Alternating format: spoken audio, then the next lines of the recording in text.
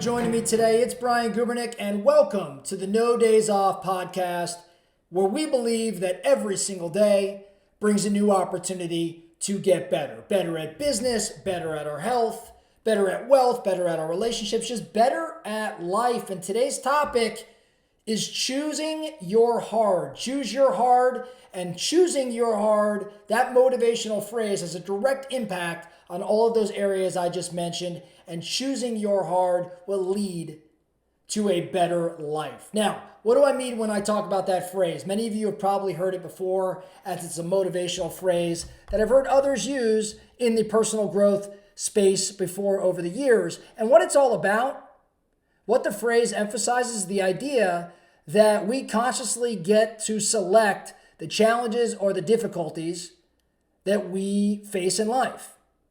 It encourages us as individuals to recognize that both easy and difficult paths in life have their own set of challenges, and it's up to us to decide which challenges are worth pursuing. The phrase suggests that life's going to present challenges regardless of the choices we make. So we get to choose our hard. So whether we choose to pursue ambitious goals or weak ones, whether we choose to improve our health or not care, or build meaningful relationships or just have marginal relationships, whatever the choices are that we make, there's going to be hard components of those choices. So we get to choose which direction, which hard makes the most sense for us. Each of these paths are going to come with their own set of difficulties and obstacles. So let me give you some examples around what I mean. Let's talk about health. It is freaking hard to eat nearly perfect every single day. It is hard to wake up in the morning and train and work out. It is hard to leave a party or an event early so you can get the right sleep. It's hard to stretch regularly. It's hard to stay hydrated. It's hard to do these things. I'll tell you what's harder: being unhealthy. Not being able to live the life that you want to live because you're not physically able to do it. Not being able to have the experiences that you want to have because years down the road you just don't have the health to do it. I'll tell you what's hard: cutting your life short by decades because you opted not to take the other hard path, which is the healthy one. To me, that's freaking hard. How about your wealth? It's hard looking at your net worth statement every month, especially if things are not going in the right direction. It's hard to budget. It's hard to underwrite and study investments nonstop looking for that perfect one. It's hard foregoing certain expenses and experiences for a brighter future, to save for a brighter future. These things are hard. I'll tell you what's harder: being broke, being in a job for eternity because you haven't created the wealth to buy your freedom. I'll tell you what's hard: not being able to afford that trip or that vacation or that experience with your family or with someone that's meaningful to you. Those things are hard. How about in business, for example? In the sales business, we talk around lead generation. It is hard, man. It is hard to pick up a phone and call people that you don't already have a warm relationship with. Not only to call them, but it is hard to do it for a couple hours a day and hear no non-stop.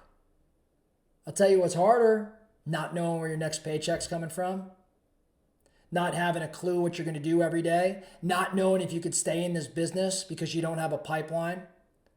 To me, that's way scarier than hearing no all of the time. For those building businesses, it's hard building a big business. It's hard thinking about people and leading and managing and being the one responsible for payroll and having things break on the regular. It is stressful. There is anxiety. There are sleepless nights. That stuff is hard. I'll tell you what's harder, though, in my opinion: building a small business. Why? It takes the same amount of effort. You just accomplish very little.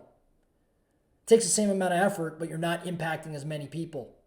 You're not bringing people into your world, making them successful in their respective areas, which has an impact on their families. To me, that's harder. How about relationships? It is hard apologizing. It is hard accepting fault. It is hard being purposeful and spending time with the people that matter. It's hard to do that in light of all the things we have going on. I'll tell you what's harder though, being a loner. What's harder is not having deep relationships. What's harder is not apologizing. And I think the hardest component of all that might be the regret that you have. That stuff's hard. So you get to choose your hard, right? No matter the decision, whatever may feel easy in the moment, and there are things that I just described, it is easy to hit the snooze button. It is easy to have that snack. It is easy to stay out a little later. Hell, it's more fun to do those things at times.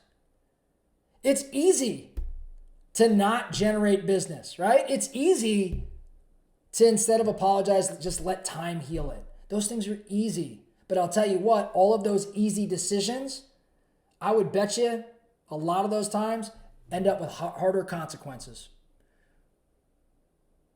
So you get to choose your hard. So the focusing question today, what areas of your life right now might you be taking the easy route? And the harder path is probably the better one in the long term. What decisions do you need to make today where choosing your hard means really choosing the thing that's hard and not the thing that's easy in the moment? What do you have coming up? What do you have that you've made? What decision have you made recently where you look back at it and you're like, you know what? I went the easy route. I didn't go the hard route. I went the easy route. And can you unwind that, walk it back, and do it over? It's never too late on a lot of these things. So the focusing question, what action steps can you take today to choose your hard, the more meaningful one, the one that's going to pay dividends in the long term? That's all we have for today, the No Days Off podcast. Thank you so much for listening. And remember, every single day brings a new opportunity to get better. So let's get after it.